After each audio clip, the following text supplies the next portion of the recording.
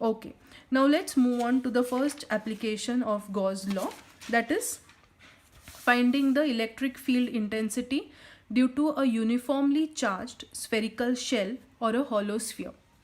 We are finding the electric field intensity due to a uniformly charged spherical shell or a hollow sphere. So I have a hollow sphere over here. See, this is a hollow sphere. This is a hollow sphere which is positively charged. The charges are on the surface because it is hollow. It is a conductor, it is hollow, and the charges are on the surface of this sphere. Okay, suppose that there are q number of charges which are spread on this surface. The radius of this shell is capital R. Capital R is the radius of this shell. Now, because of this positive charges, what is the direction of electric field intensity? As we saw earlier, the electric field intensity is going to be directed away from the positive charges. So this is going to be the directions of electric field intensity. Electric field intensity is shown by E bar. In this, we are going to find out, or we have to find the electric field intensity at this particular point P. We have to find the electric field intensity at point P. Okay, due to this charge distribution, it is a spherical charge distribution or a surface charge distribution. So we have to find the electric field intensity at point P due to this charge distribution. Okay, so how are we going to do it? First, we have identified that it is a surface charge density. They are just over a surface. So let sigma be the surface charge density. Now, if these charges Q are spread over the area of a sphere, this is a sphere, no, spherical shell. So this is a sphere. So what is the area of a sphere? If the radius of a sphere is given by capital R, the area of the sphere is 4 pi r square. So what we are saying, that Q charges are spread over the area 4 pi r square. So the surface charge density is given by charges upon area. So I get sigma, the surface charge density, is equal to Q upon 4 pi r square. Or I can write Q as sigma into 4 pi r square. Okay, so this is our first step. We have identified how are the charges spread over the given conductor.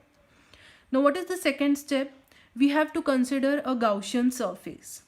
Now how do you want a Gaussian surface? As we saw earlier, our Gaussian surface should have E remaining constant and theta also same. Since this is a spherical shell, it will be convenient to have a spherical Gaussian surface. It would be very convenient if I have a spherical Gaussian surface. This is our hollow shell with radius R. We have to find electric field intensity at this particular point P. So I have considered a Gaussian surface which passes through this point P, and it is concentric with this shell, that is the center of this surface, and this shell is same, that is this O. Okay, the radius of this Gaussian surface is R. So I have considered a Gaussian surface which is spherical, it is concentric with the shell, and it has a radius R. Now see, why did I choose this Gaussian surface? Because see, at every point E is going to remain constant because it is equidistant from the charges, and the theta, that is the angle between electric field intensity and area vector, is 0. It will be 0 everywhere, or it remains the same. So this spherical Gaussian surface is very much suitable for me, right? So I have chosen this surface. So this was our second step. Select a suitable Gaussian surface. Now we move on to our next step. What is our next step? We have to find the value of integral E ds cos theta. Now see, everywhere E is remaining constant, E is a constant, and at every point you consider any area, the theta value is going to be 0. If theta is 0, cos theta is equal to 1. Therefore, I get integration of E ds cos theta is equal to, E can come outside because it is a constant. So E comes outside, closed integral ds, and cos theta is 1. So cos theta has become 1. So I just get it as equal to E integral ds. Now what is this integration of ds? What does this integration ds mean? That you're going to add all this area, small areas throughout the entire sphere. So adding all these small areas, finally I'm going to get the area of the sphere. What is area of the sphere? Area of the sphere is 4 pi r square.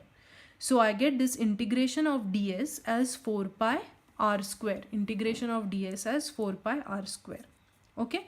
So I get flux is equal to E into 4 pi r square. This is our third step. Call this equation as A. What is the fourth step? Use Gauss law. What is Gauss law? That flux associated with a closed surface is equal to the charges enclosed by the surface, that is Q. Charges enclosed by this Gaussian surface is Q. Q charges are there inside. So Q divided by epsilon naught. Call this equation as B. Both are the equations for flux associated with this Gaussian surface. So I can equate these two. So equating A and B, what do I get? E into 4 pi r square, that is equal to Q upon epsilon naught. 4 pi r square comes on this side. So I get E is equal to 1 upon 4 pi r square Q upon epsilon naught. So by rearranging these terms, I get E is equal to 1 upon 4 pi epsilon naught Q upon r square. Electric field intensity, what is this E? E electric field intensity at a point P, which is at a distance r from the center of this shell. So E is equal to 1 upon 4 pi epsilon naught Q upon r square. You have seen this equation earlier. What was this equation? It is same as the equation for electric field intensity at a point at a distance r from a single point charge, right? So from this we can conclude that uniformly charged sphere is equivalent to a point charge at its center. So I can say that instead of having this shell, it is as good as having a charge of plus Q at the center. I will get the same value of E at this point P. Okay. So by rearranging the terms again, for this E, I can write it as E is equal to 1 upon 4 pi epsilon naught sigma. I have written Q in terms of sigma. We had seen this earlier.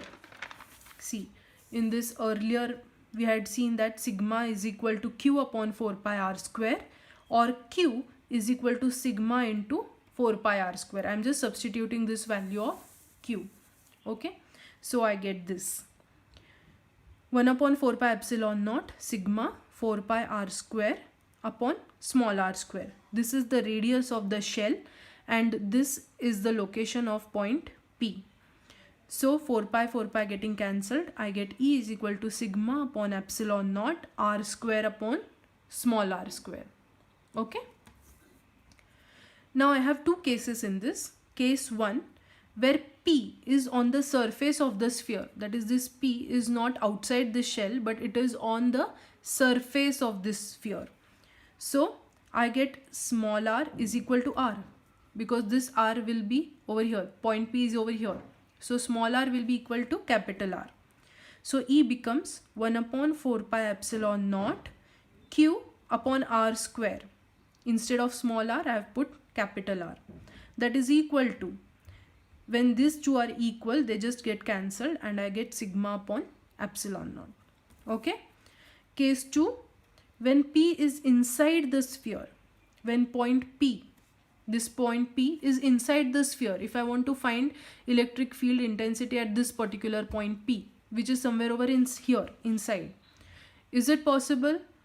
Because the charge density, if I have a Gaussian surface over here, it is not enclosing any charges. The Gaussian surface is not enclosing any charges. So charge density is going to become 0 because charges enclosed are 0. So effectively E is going to be equal to 0. What does this imply? It implies that electric field intensity inside a hollow charged conductor is equal to 0. Okay, thank you.